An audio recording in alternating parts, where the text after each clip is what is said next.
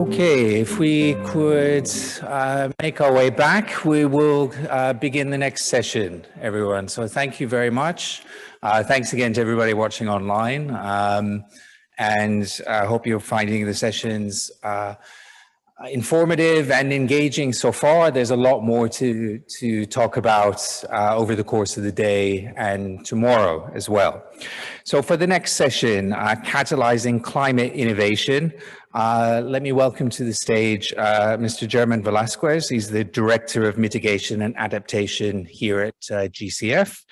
And Jerry, over to you and your panel for the next session on Catalyzing Climate Innovation.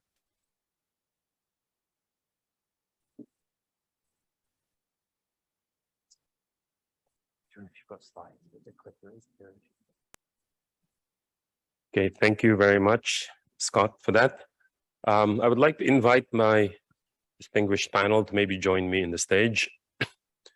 Good morning, everybody. This is a very interesting session about innovation. I think that's one of those things that we are really trying to promote. Yes, please. So our panel members, if you could kindly take a seat as I introduce the session. So this is about catalyzing climate innovation. And for those of you who are familiar with the Green Climate Fund, our board recently adopted our private sector strategy. And within it, it explains the importance of innovation. So when we describe innovation in our private sector strategy, it outlines the meaning of innovation. It's not just the technological innovation. It's also innovation in business models. It's also innovation in project structuring, along with technology. And our panel for this meeting are going to explore the different aspects of innovation. And please, I would encourage all of you to actually try and pose questions to the panel so that we could have an interactive discussion as it goes. So if we could go to the next slide. Yes. So as we know, the International Energy Agency noted that half of all emission reductions needed to net zero by 2050 will have to come from technologies that are not yet commercially available or not yet commercially viable. And that there are a lot of work that needs to happen. And as we know, there is also work being mandated under the Climate Convention on climate technology incubators and accelerators. And out of these 70 that has been noted by the UNFCCC, only 25 of these are in developing countries. So there is a gap, there is that need, and there is a lot of work that needs to be done. So I've already noted the private sector strategy. And in that private sector strategy, there are those elements of innovation, technology, as I've noted, new business models, and blended financial structures. And our panel will explore those. And we are joined today by a distinguished set of panel members. And maybe I could briefly introduce them. The first one is Sarbinder Singh, the Director of Investments at P4G. He is an experienced professional with expertise in managing investments and innovation, and has previously managed a portfolio of over $1 billion equity investment in hydroelectric, solar, natural gas-based combined cycle generating stations, among many other accomplishments. Secondly, we are joined by Steve Panfil, who is the Senior Director and Project Development and Implementation at Conservation International. Steve leads Conservation International's RED+, which is the Reducing Emissions from Deforestation and Forest Degradation policy team, and conducts research on ways in which RED+ can be implemented to maximize social and biodiversity benefits. We're also joined by Yong-Hyun Kim, who is the CEO and Envisioning Partners. Mr. Kim is the CEO and Managing Partner of Envisioning Partners, an impact investing venture capital firm. He was the former CEO of Hanwha Asset Management, Korea's third largest asset management company, with more than $90 billion I think, assets under management. Finally, we have Hee Tae Jun, who is the director, chair, professor of CASE, among many other professorships and many other work that he does. He is also chair professor, Department of Chemical and Biomolecular Engineering at CASE. He has, among many things that he has done, more than 180 journal papers and more than 100 patents in the field of nanomaterials. He is the recipient of Korea's Outstanding Scientist of the Month Award and CASE Top 10 Research Awards. So you could already see that we have among the panel researchers, structuring, and business model experts. So with that, we would start off by asking Mr. Sarbinder Singh to present his views on P4G, which is a delivery platform for climate and SDG impact. Mr. Singh.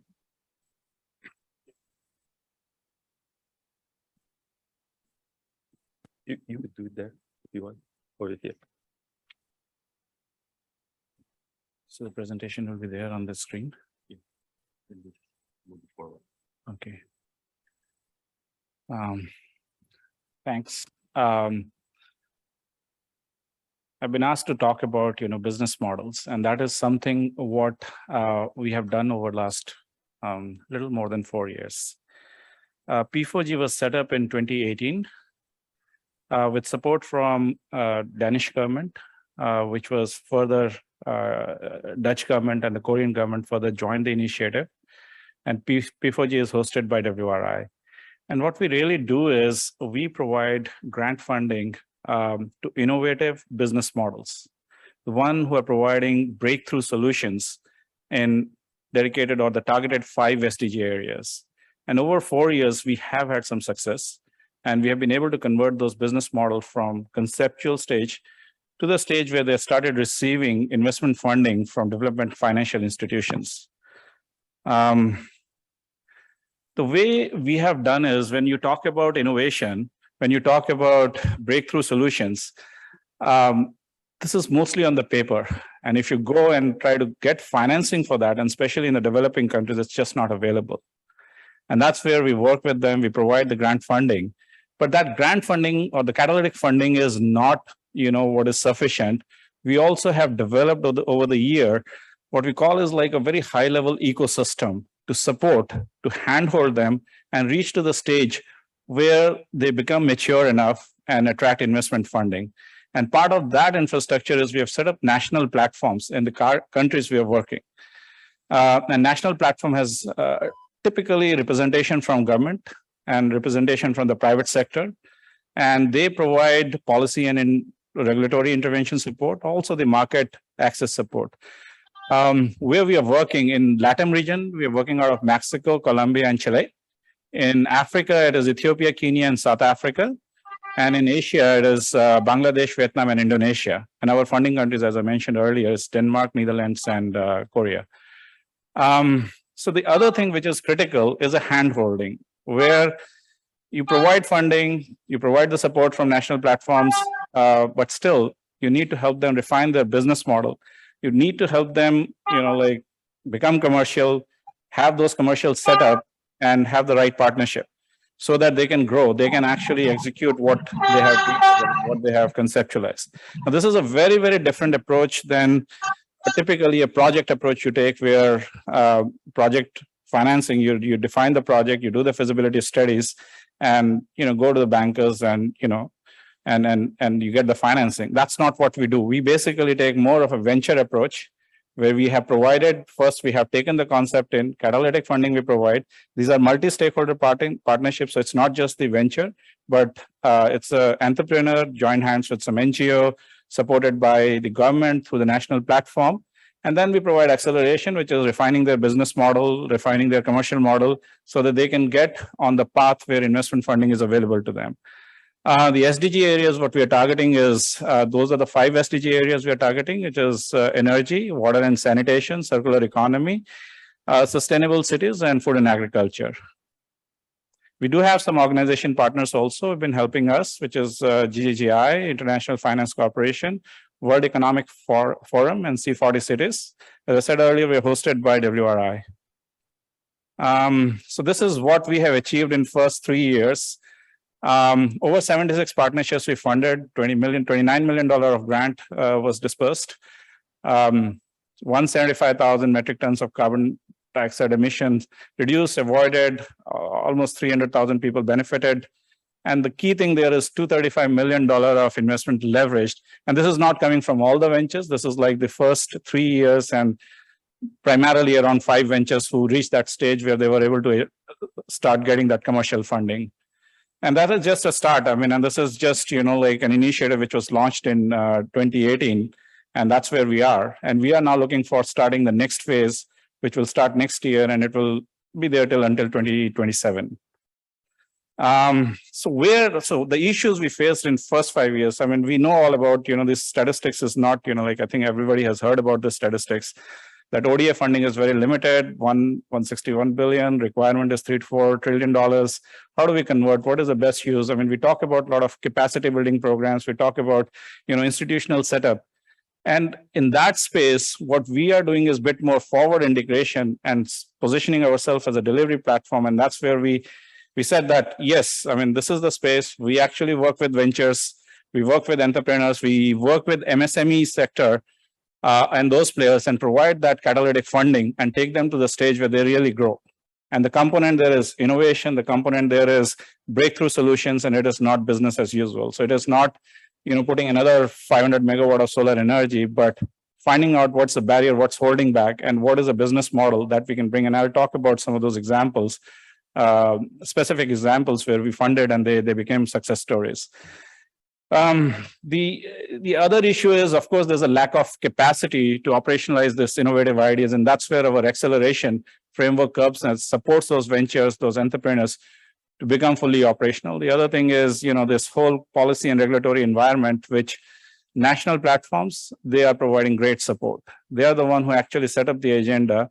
And they say that, yes, I mean, this is what is required at a national level. And we then follow through and try to form those partnerships there with those ideas which can provide those solutions and deliver those results. Where we found another challenge was that when these partnerships were getting ready for investment, they still didn't need big money. They needed only like $2 to $5 million of investment funding. And that kind of funding, we found it very challenging to work with DFIs because the proposition was that my minimum ticket size is $10 million and it takes the same amount of administrative effort to do a $50 million, what they take to $2 million. So these are some of the challenges where the success rate we achieved with this, converting this innovative business models to bigger solutions. We found it, and we got some solutions on which we are working, and that is the next one, which is, can we get like investment funding from $2 to $5 million? And that's the other initiative we are working on. The whole idea is that these ventures, they just can't live on the grant funding, which we provide $500,000 to $1 million. They need an intermediate investment funding, $2 to $5 million, to migrate from grant to investment, but still the risks are very high. I mean, these are not the risks which are well defined like any solar project or IPP. And then they can grow up to the size where the investment funding from DFIs come. And that's, something what we are hoping to, achieve in next few years. This is how we work. I mean, selection, I think it's like any other process. It's quite competitive. We get around 150 proposals every year, quite innovative ideas, and we fund around 8 to 10 to 15 proposals every year. On policy and regulatory, we have taken a very much intervention approach rather than changing or bringing the new policies. So it is like tweaking the policies that can help venture. And this is the kind of due diligence we do at the selection stage itself. Commercial advisory and holding those investor sessions are key because that's how you start getting more money. And involvement of partner countries is crucial, and that's where you get that success. We're also now working on that intermediate gap that I talked about earlier, that $2 to $5 million is what they need to migrate to the next stage. So we're hoping to set up some kind of co-investment facility in near term, which can help. And any support we can get from DFIs to set that up would be really great. Now the next one is, so these are some of the success stories we have. Africa Green Co. I don't know how many of you are familiar with, but they were set up they're set up in Zambia. This is typically in many countries, many developing countries, the issue is with utilities not having a very good credit worthiness.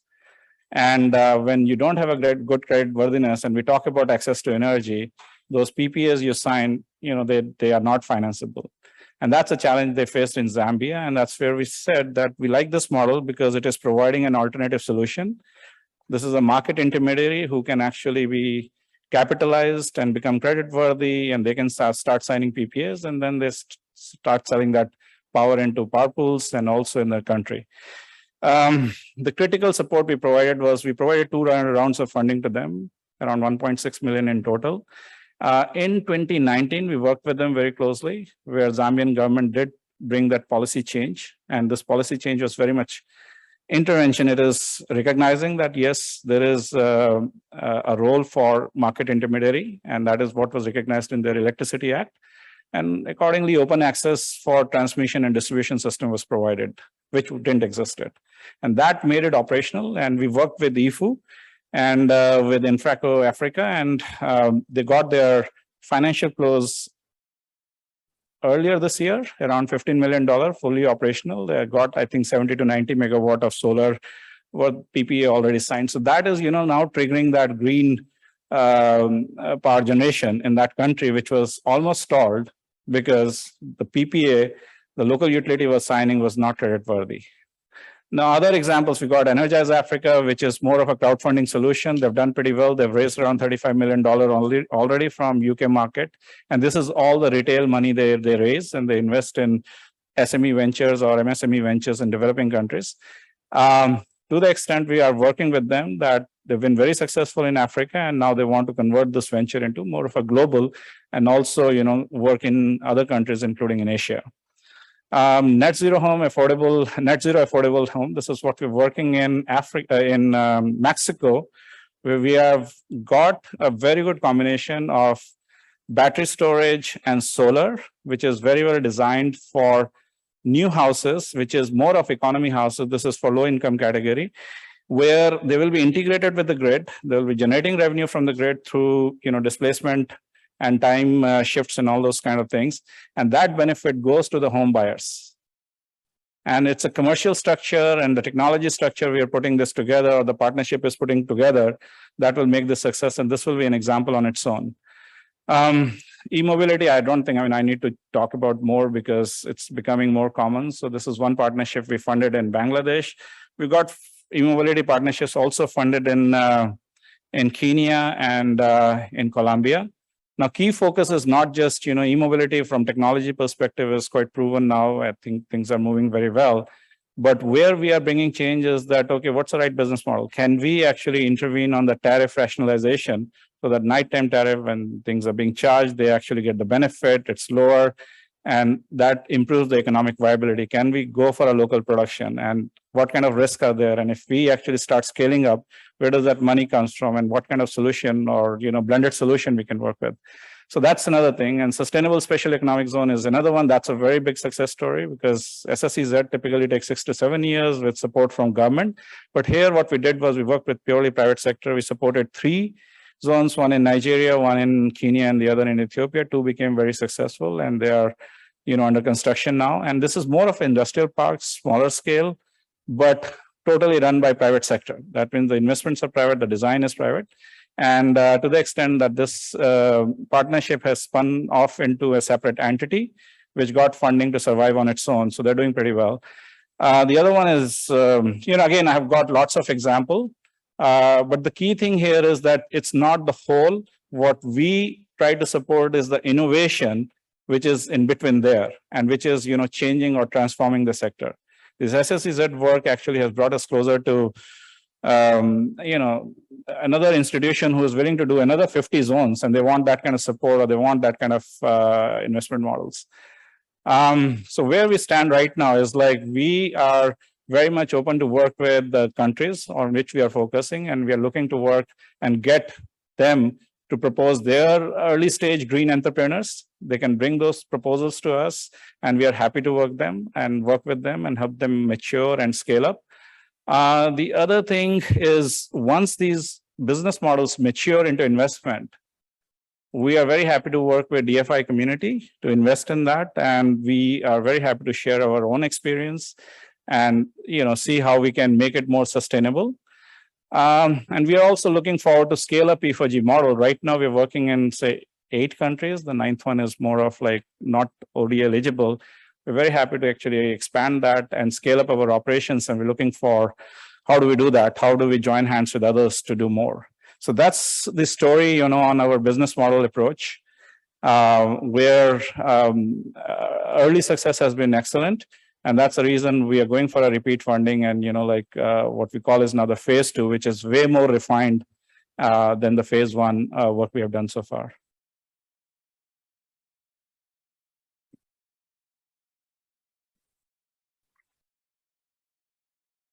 Thank you very much for that. So I think we've heard about promoting business model innovation, early investment innovation.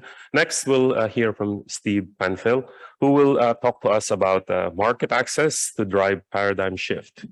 Steve, you want to do it there or here? Here? Do it here. Okay. Okay. Thank you. Hi, well, it's great to be here. I have to say, in some ways, I feel like maybe this isn't the world that certainly not the world I originally came from. I'm a biologist by training. I'm working at an NGO, and here I am speaking at a private sector event.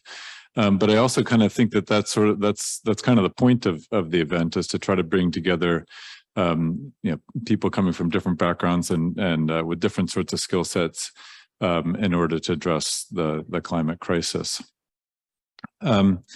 So just to quickly introduce my organization, I'm at Conservation International, which is an NGO. Our main office is in Arlington, Virginia in the US.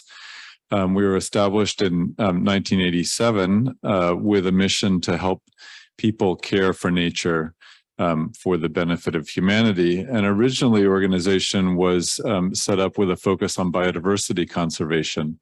But over the years, and especially recently, climate change has become an increasingly large part of our work. We are an organization of a bit over 1,000 people now, working in around 30 different countries around the world. We're here at this conference because we're also an accredited entity with the Green Climate Fund. And our accreditation is for medium-sized projects and also for the medium social and environmental risk category.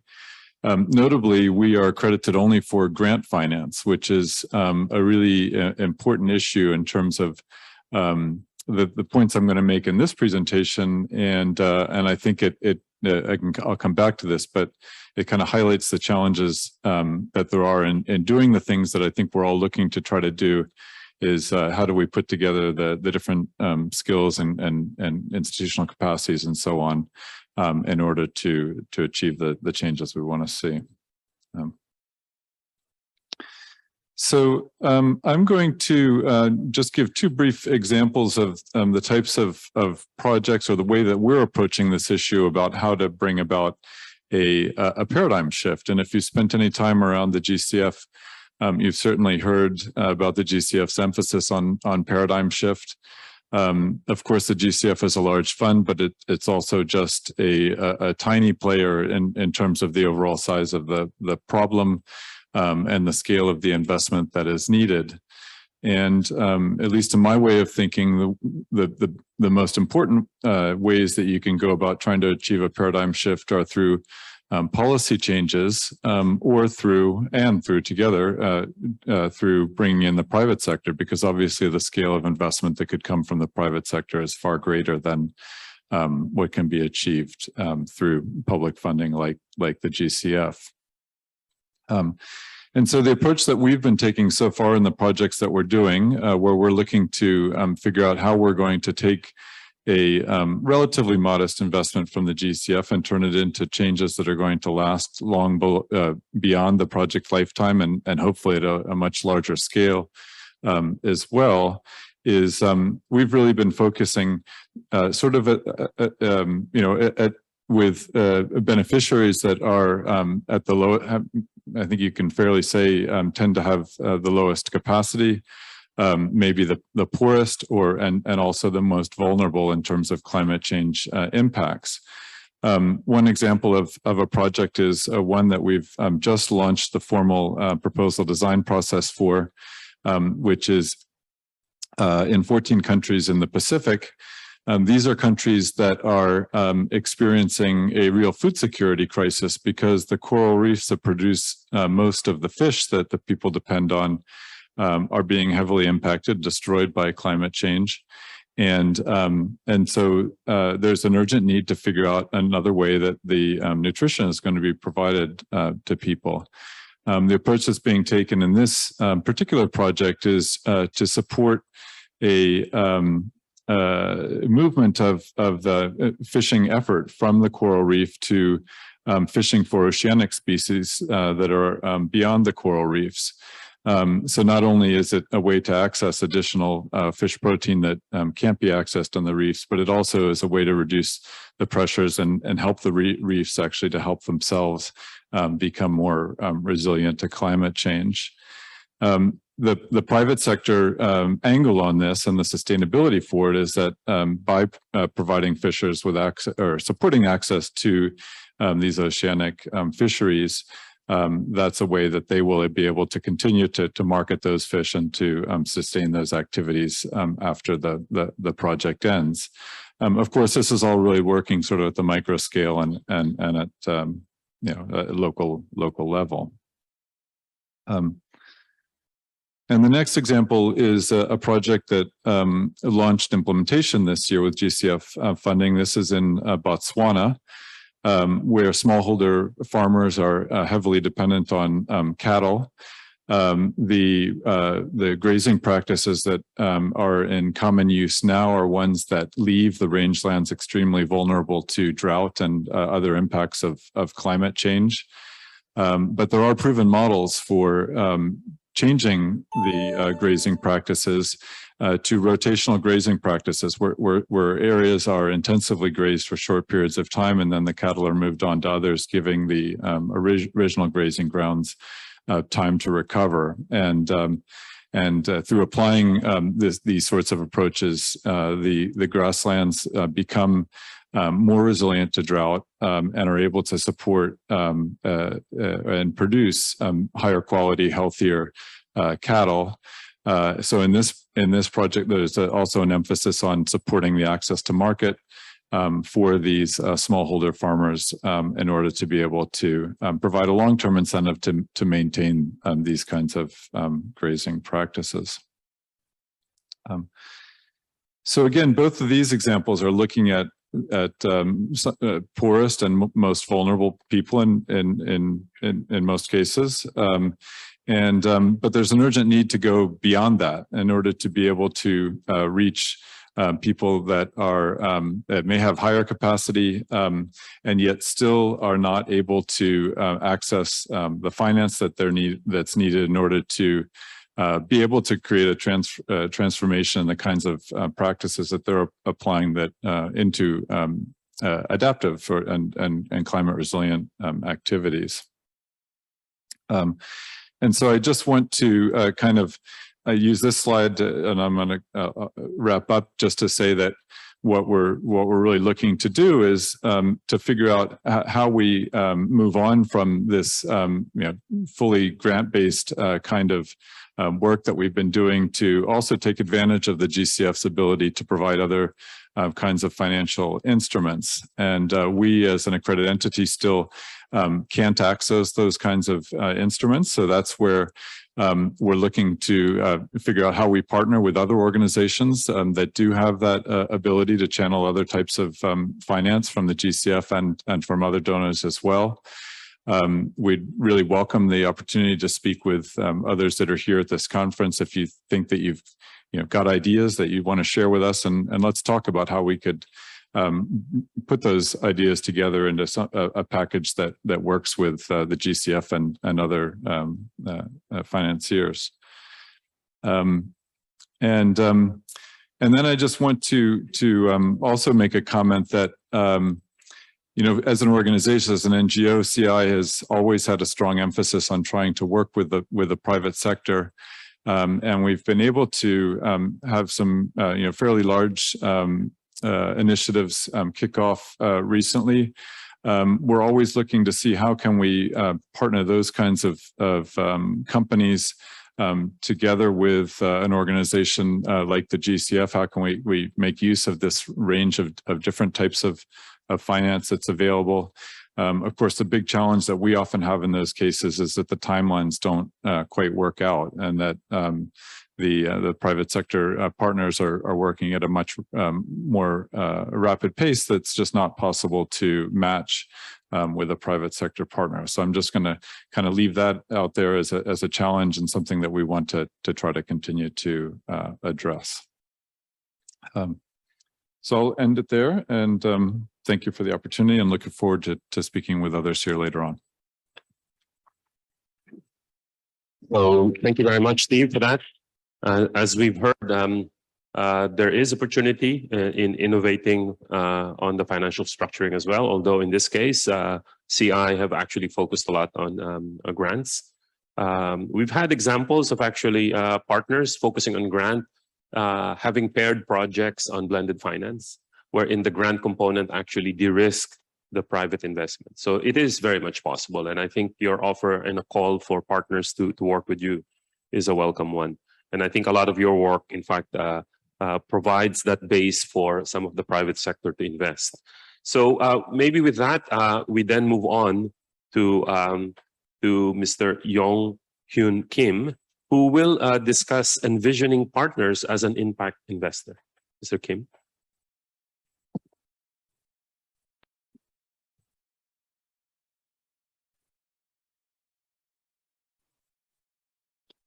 Hello, it's a pleasure to be here. I think on the panel, I am representing the private sector, and so I thought it'd be interesting to give a quick overview on what type of investor we are and the type of investment opportunities that we are seeking.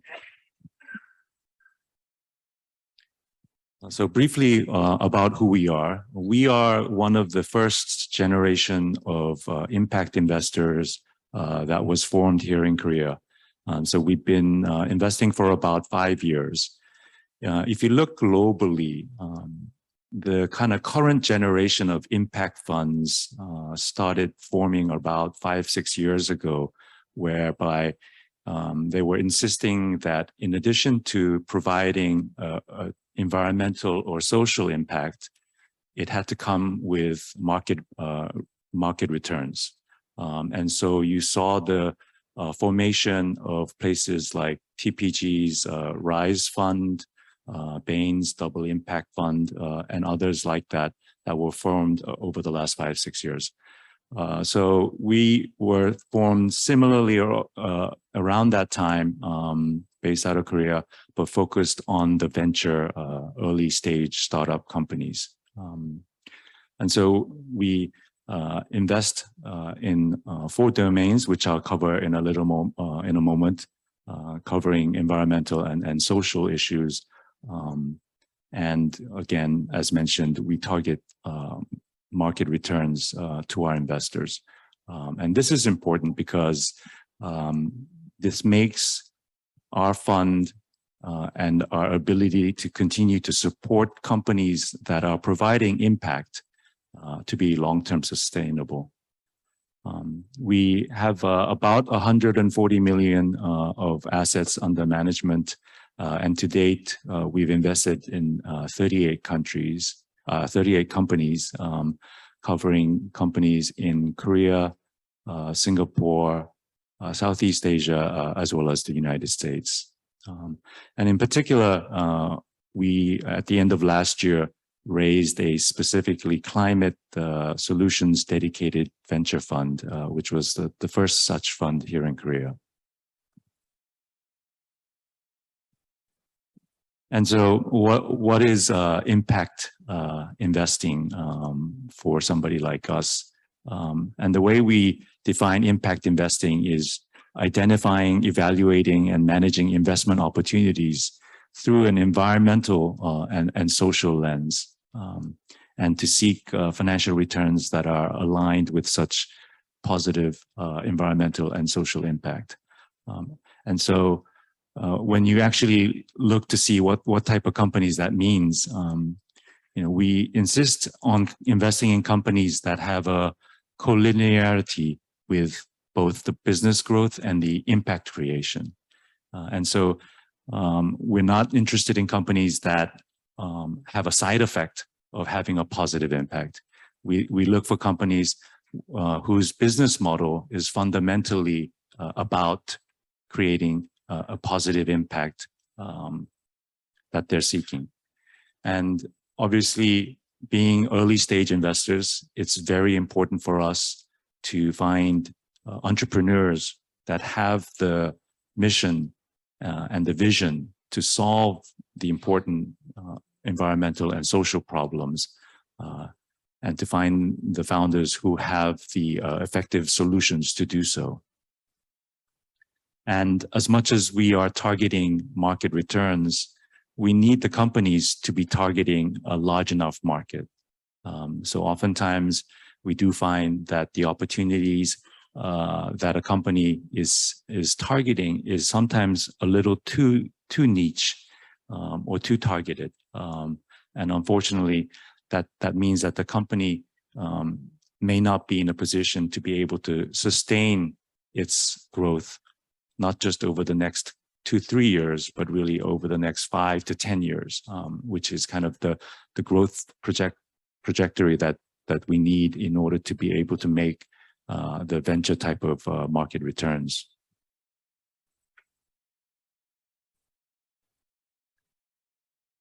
And so the way we've defined it, we have decided to focus on 4 specific domains, and they are climate change, wellness, education, and the future of work. And among the 4, we devote the most of our resources to climate change. Within climate change specifically, we target again 4 different sectors: energy transition, sustainable food and agriculture, industrial process and circular economy, carbon capture and utilization. And just to briefly introduce maybe a few sample of the kind of companies that we've invested in. On the energy transition, you see the company called H2. That is a company based here in Korea that produces a long duration ESS battery for renewable plants, power plants. It's a vanadium redox flow battery, which is kind of an alternative and better suited for long duration than a typical lithium battery. Under sustainable food and agriculture, we've invested in Unlimit. The company is actually called Chiguin, and that is and Unlimit is their brand name for the product that they make. They are Korea's largest plant-based alternative meat company, and in addition to making hamburger patty-like products, they also make sliced beef alternative products, which, as if you enjoy some Korean food, it's a type of beef that they use for making bulgogi and other kind of Asian cuisines.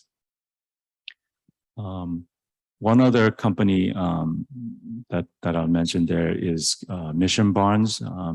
It's a US-based cell culture meat company, but it focuses on just making the fat.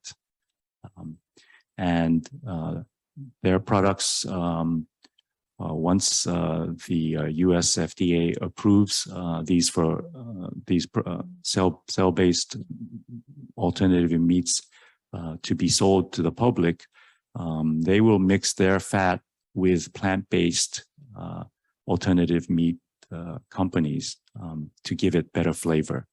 And so if you have tried plant-based alternative meats, oftentimes what you'll find is that the fat component is what's very difficult to replicate. using coconut oil or other types of oils have a different melting temperature, and so they tend to kind of leak out as part of the process.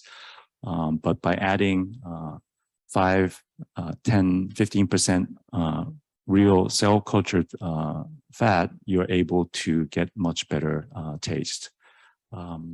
And obviously, this is not a product for the vegans in the world, but it is targeted for the more flexitarian population, which is obviously a much larger segment, proportion of the population. And we think that it's important for more and more people to be eating less meat. As food and agriculture is actually one of the most largest areas of carbon emission, as I'm sure most of you know.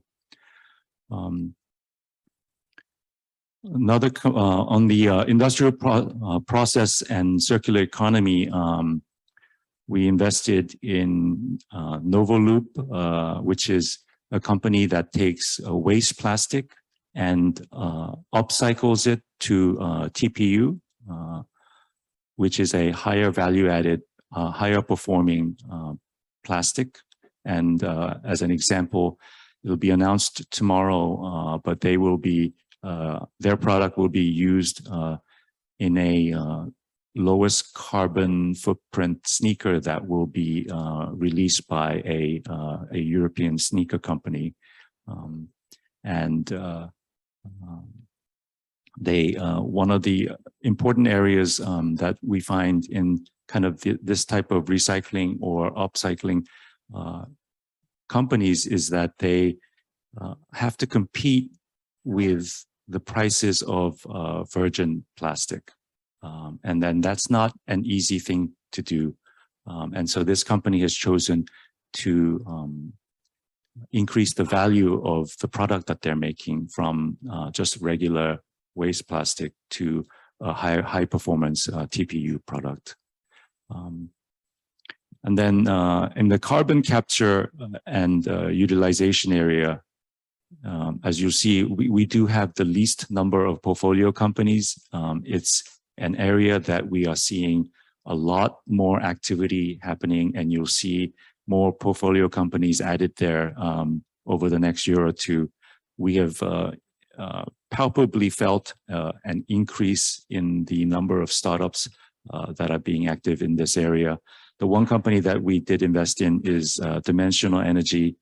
This company is also based in the United States and takes carbon dioxide and converts it to a syngas using renewable power, and that syngas gets used in aviation fuel. And they just announced about a month ago a contract with United Airlines. And so I think as you look, as you hear about the climate-related startup companies that we invest in, they tend to be technology driven, and they tend to be oftentimes B2B, and they are servicing or providing products that have really a global need. And so it's not a specific geographically related type of issue, but really they are addressing a global market. And so the way, as an investor, that we try to add value to these companies is in a few different aspects. We try to provide an avenue through which strategic investors that we have as LPs can work with the startup companies. The climate fund that I mentioned that we raised at the end of last year, we purposely invited just corporate strategic LPs. So we have about 12 limited partners that are all strategics. At the moment, that they are all Korean, but they are Korean conglomerates for the most part with businesses globally. And of the 8 deals that we've done out of the climate fund since it was formed at the end of last year, 6 of the deals have had co-investments from our corporate strategic LPs, who are also looking to some of these companies as potential new business partners, as well as an investment opportunity for them. We also try to provide kind of a link between the US, European markets to the Asian markets through the network that we have, both in terms of just the professionals working at Envisioning Partners, as well as through our LP and advisor networks.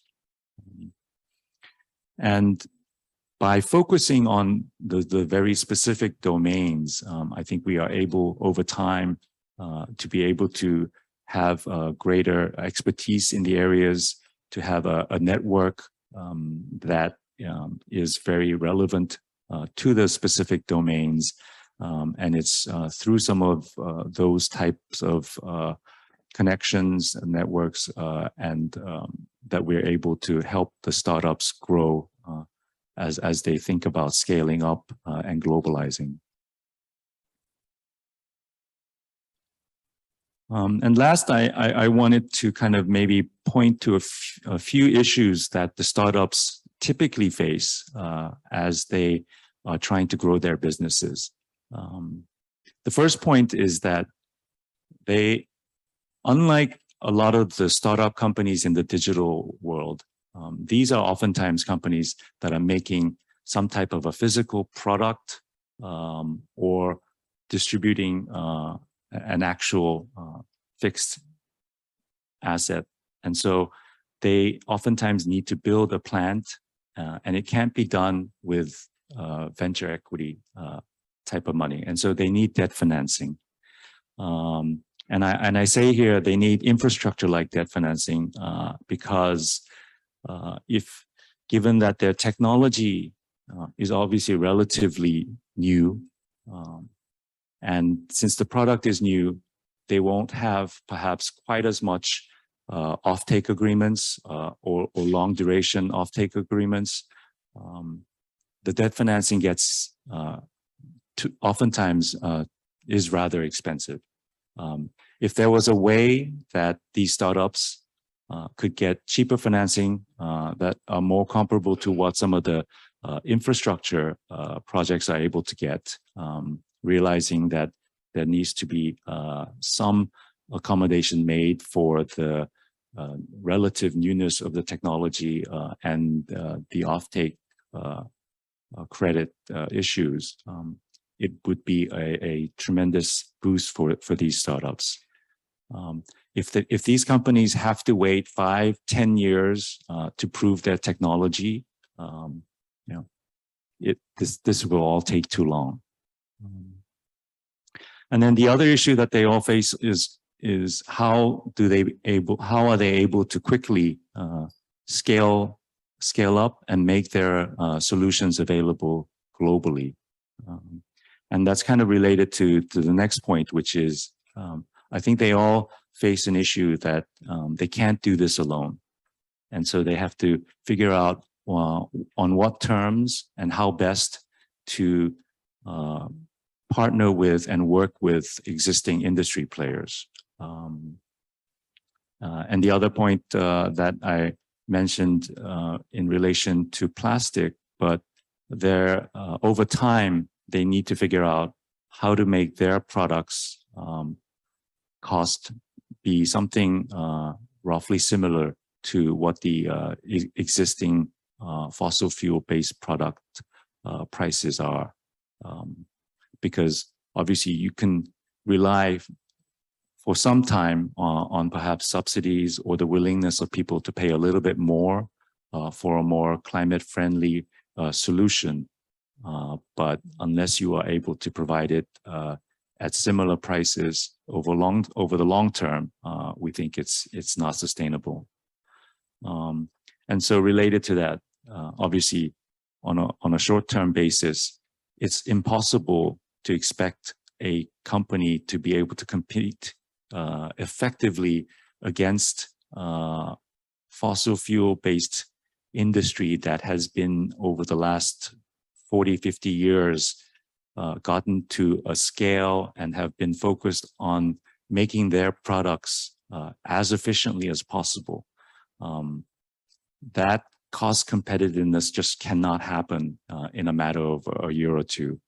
And so I think there is a need for some regulations to be able to help facilitate some of these transitions. And so I think as you look through some of the challenges that are facing these startups, I think it becomes pretty clear that the startups, the venture capital firms, the various financing providers, the existing industry players, and the regulators really all need to work together in order to be able to solve some of these issues in as short of a time frame as possible. Thank you.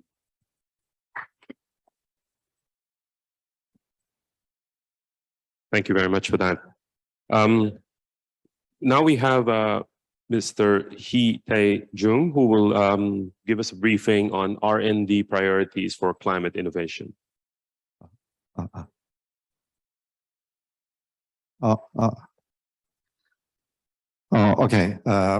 I'm working for KAIST.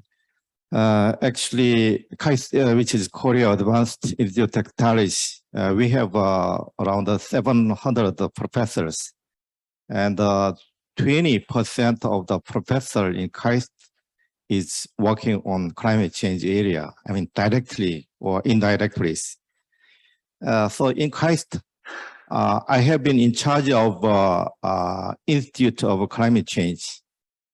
And so I need to give some direction to the scientists in KAIST. So it seems like international strategy to climate change response is highly dependent on the technological breakthrough. So I invited and discussed many experts in this field. The major question we have is how to resolve the climate change problem with the R&D approach. Also, is it possible? Or if it is possible, which technology is the most important? That we have so far. So the solution for resolving climate change issue is quite clear. As you know, according to the famous BP data, in order to maintain the temperature elevations no more than 2 degrees Celsius above pre-industrial levels, we have to reduce the total CO2 emissions, something less than 20 gigaton per year by 2050. Otherwise, the temperature may go up to 6 degrees Celsius above pre-industrial levels.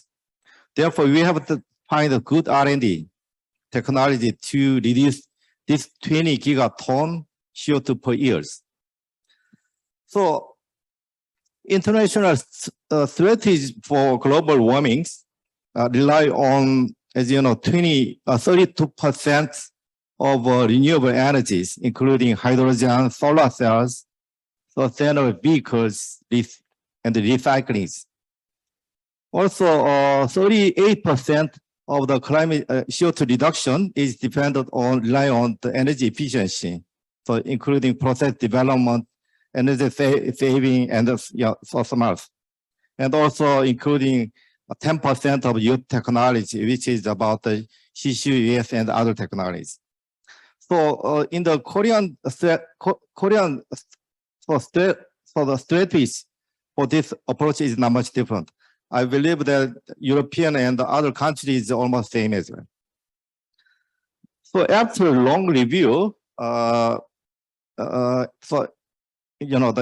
director of the KAIST Climate Change Institute, our institute examined and reported the following top 10 R&D technologies. This include hydrogen productions, the green hydrogen productions, and the fuel cell and the U production, and the solar cell with high efficiencies, which is kind of the perovskite kind of solar cells. So artificial photosynthesis is one of the technologies we needed to target.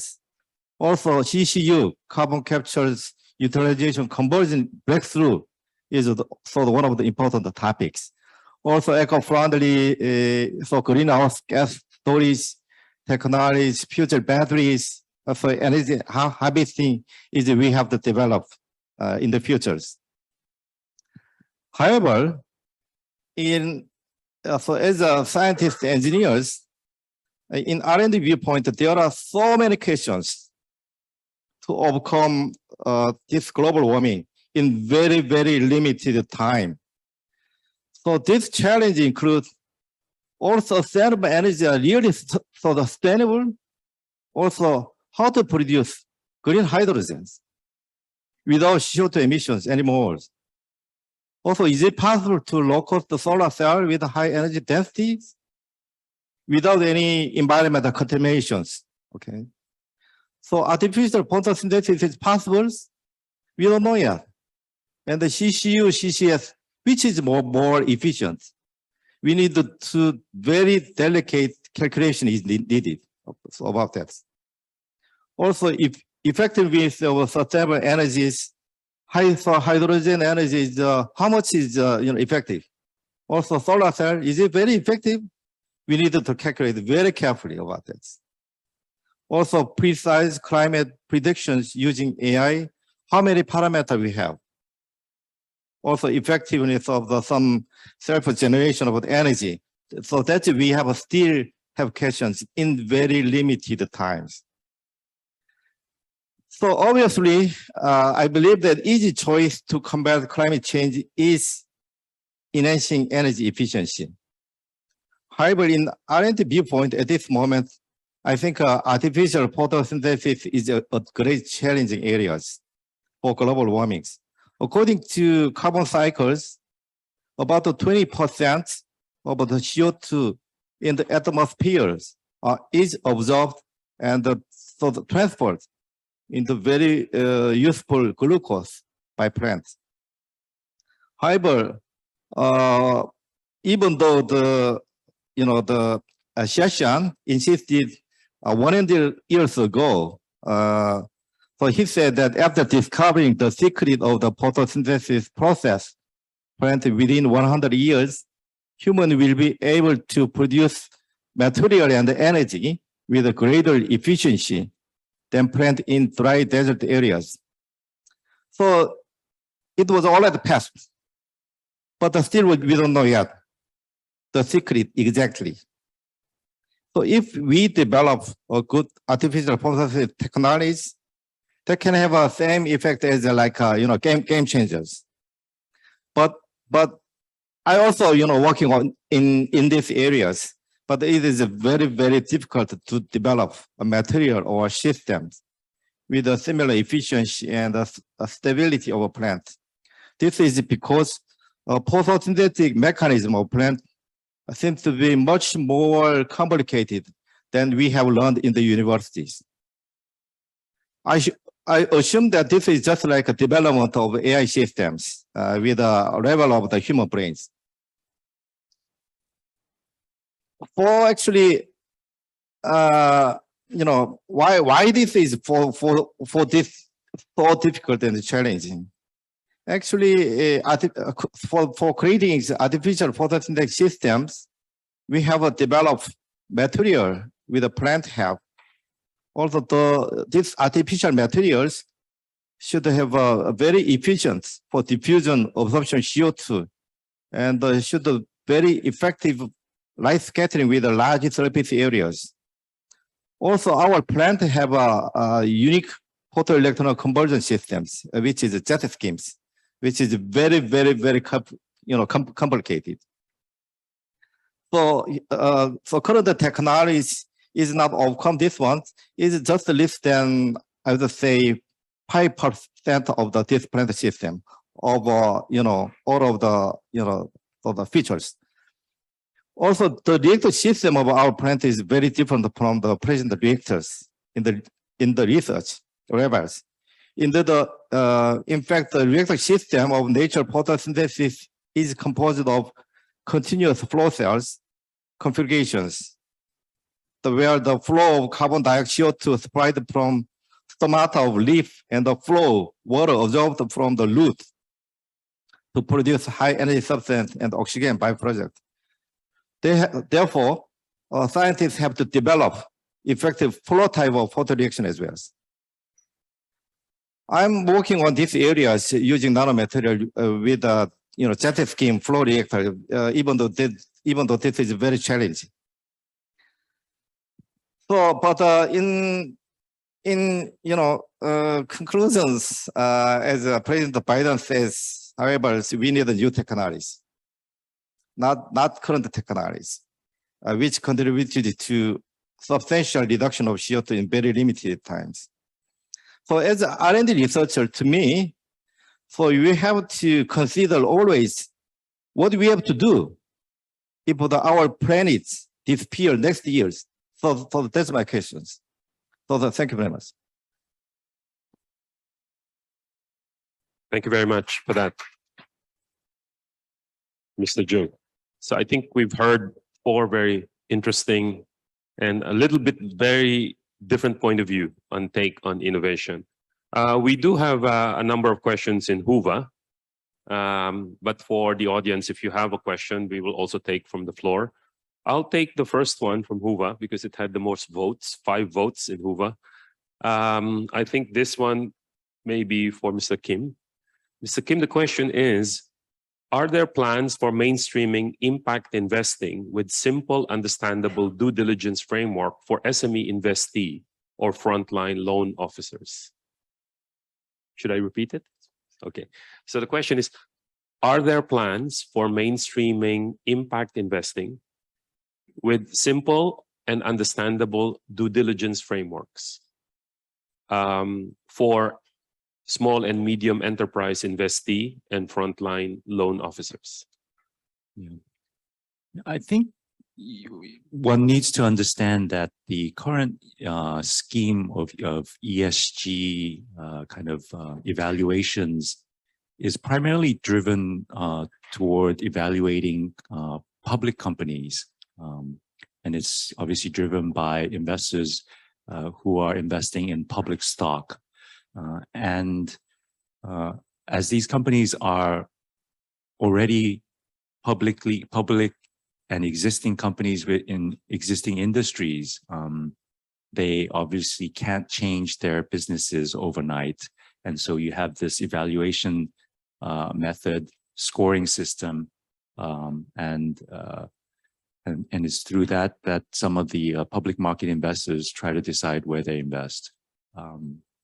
I think the issue with that is that those types of criteria or evaluations have tended to focus on the negative risks that the company may possess as it relates to environmental or social kind of related issues, rather than focusing on what's the positive impact. And so, for example, when we invest, we do look and do an ESG evaluation, kind of a checklist of making sure that the company is sufficiently aware of and is addressing some of the negative risks that might be kind of related to their business. But it's secondary really to trying to first align or confirm that the company is generating a specific positive impact. And so I'm not specifically answering the question, but I think, yes, there can be kind of a criteria or evaluation items that can be listed out for frontline SME or credit loan officers to look through. But I think more importantly, I think those organizations will want to think about what's the positive impact that they want to contribute to, and confirm whether those positive impacts exist or not. Thank you. I think it's also related to lowering the hurdle for SMEs to be eligible for impact investments. I don't know if Mr. Singh, you want to comment on this? Yeah, I mean, so one of the challenge with No, it's okay. okay, so one of the challenge with all the early stage investment is we don't have the depth of information that's available with us, and when we are transitioning the partnerships which we have funded from grant phase to investment phase, things don't happen, very quickly, because the investors, when they come, especially the DFI investors, they use the standard criteria what they use for $50 million investment.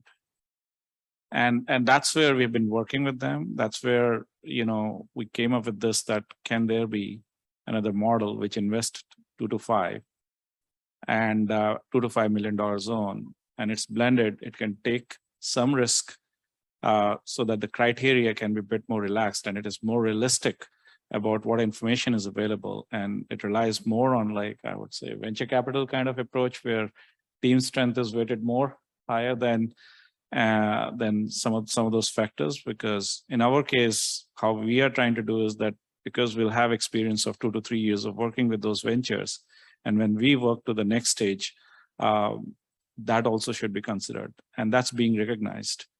That knowledge we generate, that yes, I mean, this is where they started, and 3 years down the line, this is what we have been achieved, and this is what helps in transitioning. So that is what we've been working on. I won't say that we've been very, very successful, but yes, I mean, there are institutions who have raised hand to recognize that factor. Okay, thank you. We have another question from Uva, and then we'll open the floor for questions from the floor. The question is, what are the critical policy and regulatory aspects recommended to scale up innovation and innovative climate financing? So what are the policy, the enabling environment that you think would be required to scale up innovation? So what do you think would that be? Maybe we could start off with Steve. Steve?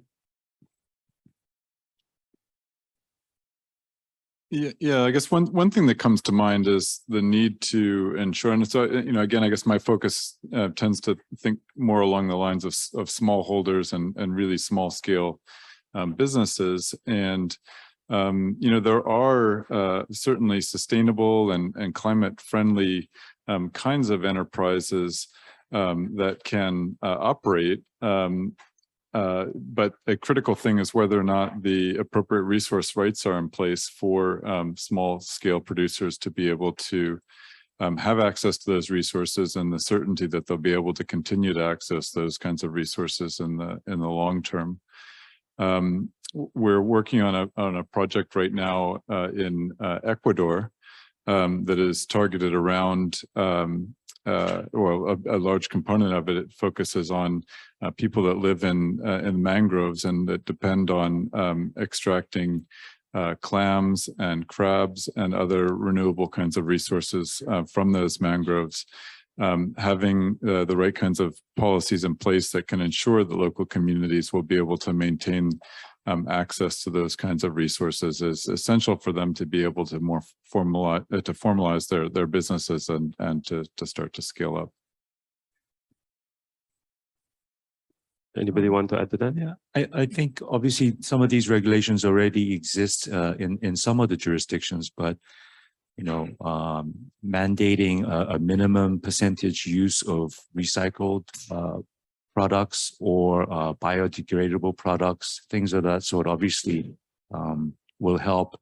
And the companies will be forced to compete with, other similar types of producers of either biodegradable products or recycled products, as opposed to trying to compete against the virgin plastic or existing technology products.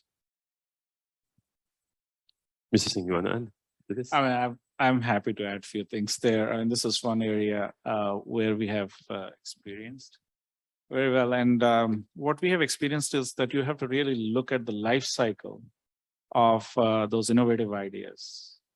And the first stage itself is, I think you just mentioned, that creating that commitment, political commitment. In many countries, I mean, that helped us a lot in investing into the right ventures. And for example, Colombia committed on that by X date, 2035 or 2040 exactly. I don't remember what date, but they want majority of their vehicles to be, like transition to zero emissions. And that triggers the next level, that how do we make it practical? And that's where the policies at national level and local level, cities level became very much, like how do we create that demand to start that work? Because if we don't create that demand, things will not happen. I mean, all of a sudden you bring in a new technology, it's expensive, it's not competitive. But you create demand by either providing a bit of subsidies or doing an intervention, like in case of, in some of the cases we saw that the concession agreements were modified and the criteria for selection was made such that they could compete with diesel vehicles. So that is a very early stage. And once you go to the next stage and you have passed the demand creation, you now get into economics also. And some of these jurisdictions or countries created that kind of stuff also. For example, like tariff rationalization. I think I briefly talked about it, but just electricity tariff rationalization in one particular case, I saw there was like a 2% improvement in IRR. So that's the impact. I mean, and it's not about the wholesale policy and regulatory changes, which can make these innovative models become operational and grow. It is those incremental changes which come during the life cycle, and as number of players increase, that helps in growing the market itself, and that also growing the solution or scaling up the solutions which are there, the innovative solutions. So that's our experience, and that's why when we work with our stakeholders, when we work with our national platforms, we bring that angle that it's not that you have to change every policy, but it is those interventions, which can be incremental, which are doable in a limited time frame of 1 to 2 years, is what makes an impact. Okay, thank you. Are there any questions from the floor?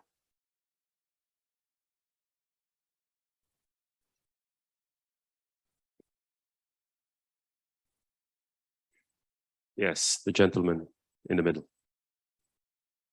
Maybe if you could briefly introduce yourself.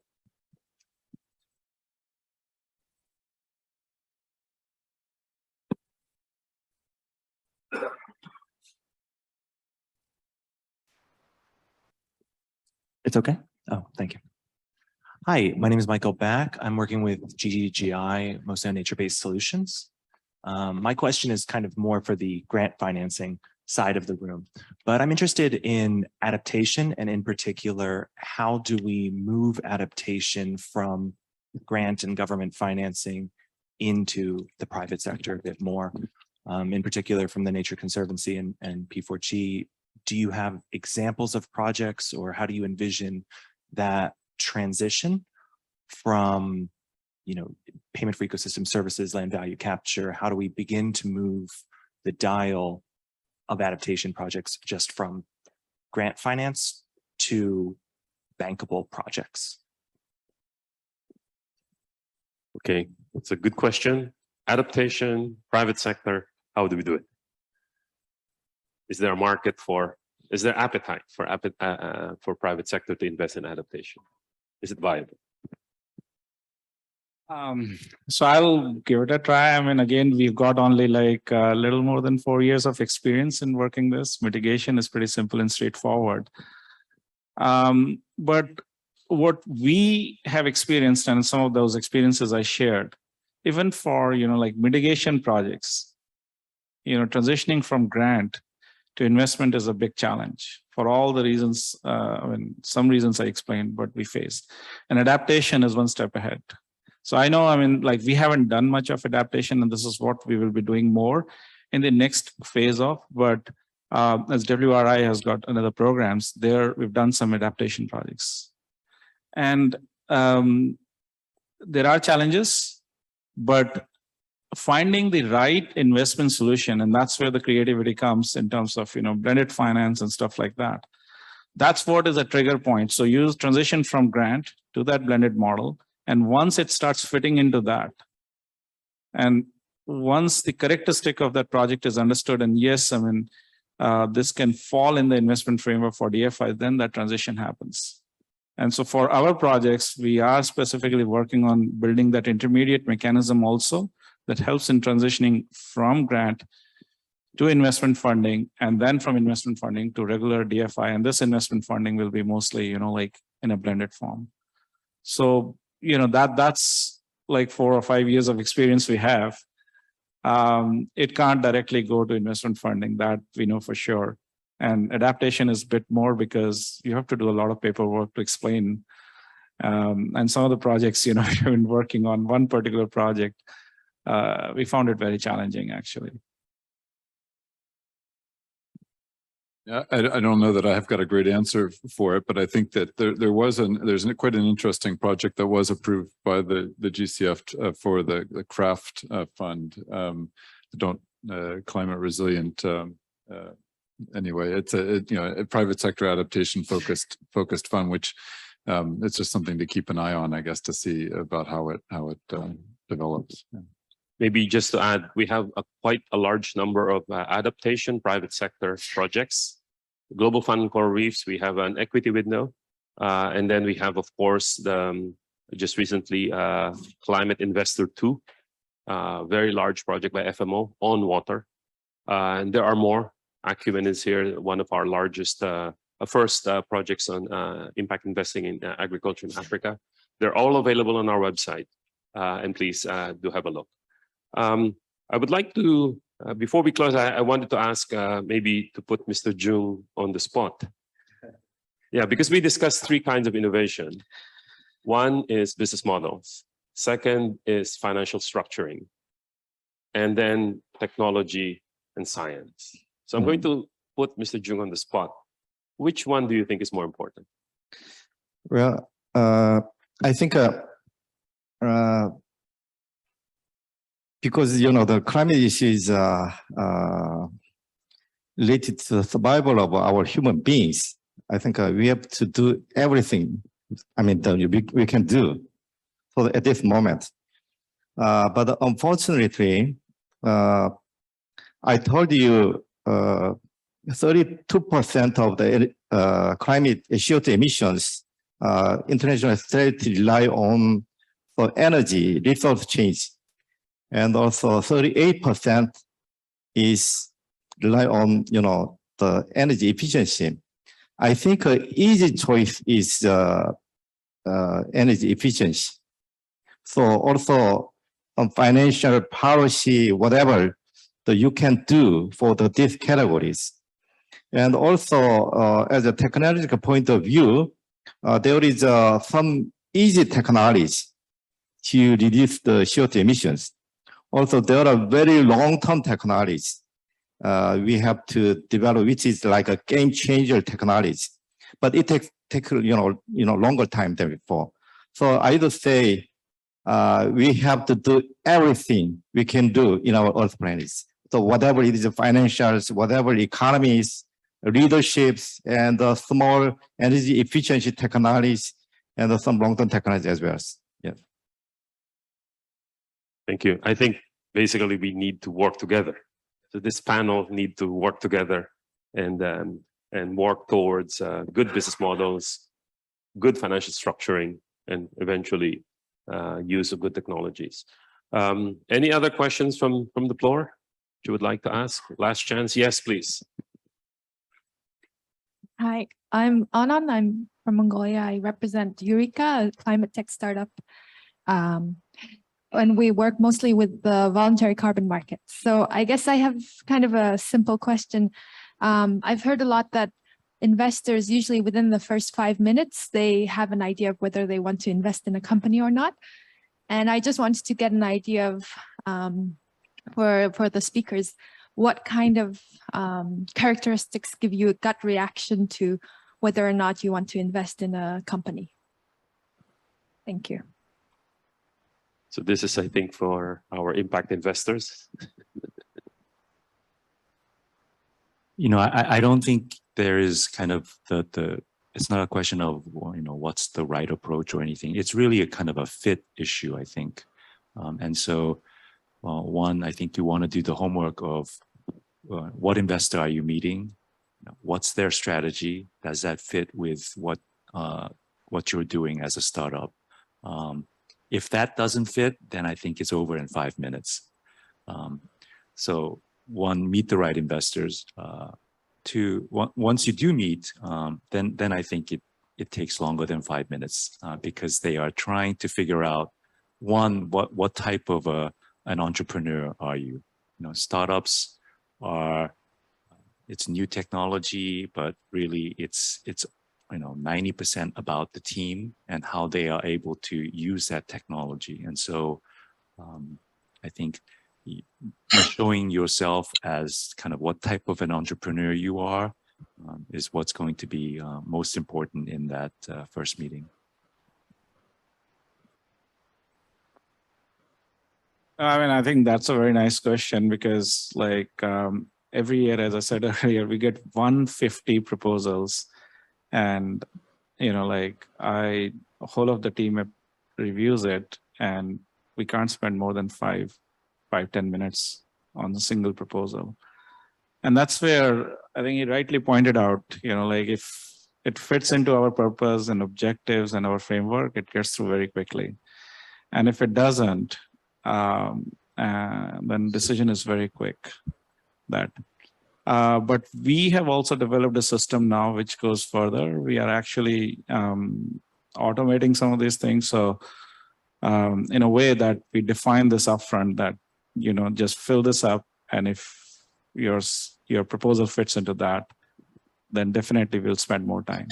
And the ones we select, we spend a lot of time actually. The ones we select before deciding, yes, this is the one we want to go for because we do the due diligence, and early stage due diligence is a bit more complex because things are not that clear and you have to have more than, one dialogue, at least, 3 or 4 interactions when you really understand, yes, I mean, I think this makes sense.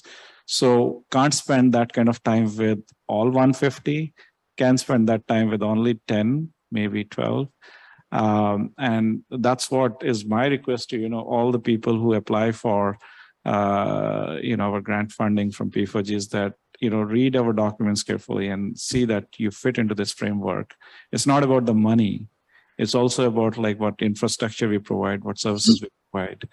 And that helps in, shaking hand in a nicer way instead of just reading in 5 minutes and then saying, yeah, it doesn't work. So it's a two-way journey. Okay, thank you very much to all the panelists. I think the time is, we've run out of time for the session, but it was very interesting and informative session. And I borrow from Mr. Jung, his message that instead of summarizing it, I think very poetically that we have to, everything, because this is our survival and we have to work together. All of these innovations need to actually link together.